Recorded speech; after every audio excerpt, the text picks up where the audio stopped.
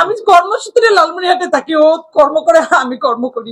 আমার ছেলে স্কাউটিং করতো, ও লালমনিরহাটের শ্রেষ্ঠ স্কাউটার। 2022 সালে লালমনিরহাট সদর উপজেলায় শ্রেষ্ঠ স্কাউটারের স্বীকৃতি পেয়েছে এবং লালমনিরহাট সদর উপজেলায় বর্ডারঘাট স্কুলের প্রতিষ্ঠা লগ্ন থেকে সর্বপ্রথম আমার ছেলে পিএস অ্যাওয়ার্ড প্রাপ্ত লালমনিরহাট বর্ডারঘাট স্কুল অ্যান্ড কলেজ থেকে।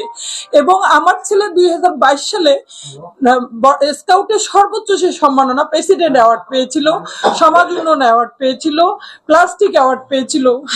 ও সমাজ উন্নয়ন অ্যাওয়ার্ডের, এখানে ছবি আছে সমাজ উন্নয়ন অ্যাওয়ার্ডের প্রাপ্তির, ও সমাজ উন্নয়ন অ্যাওয়ার্ডের ছবিটার নিয়ে এসেছিল, কিন্তু পিএস অ্যাওয়ার্ডের সার্টিফিকেট সে দেখে দিতে পারেনি। ও বলেছিল যে আম্মু এটা আমি তোমার, এইটা হলো আমার ছেলে পিএস অ্যাওয়ার্ড।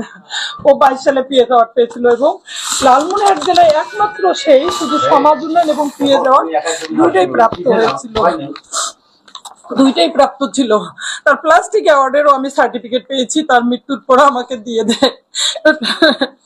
আমার এত কিছু অর্জন, এই যে দেখেন, এইটা ছিল আমার ছেলের ছোট্ট একটু সেই গুলটু সোনা যখন, তখনকার ছবি, সেই ক্লাস 6 এ যখন পড়ে, সে তখন থেকেই স্কাউটিং করতো।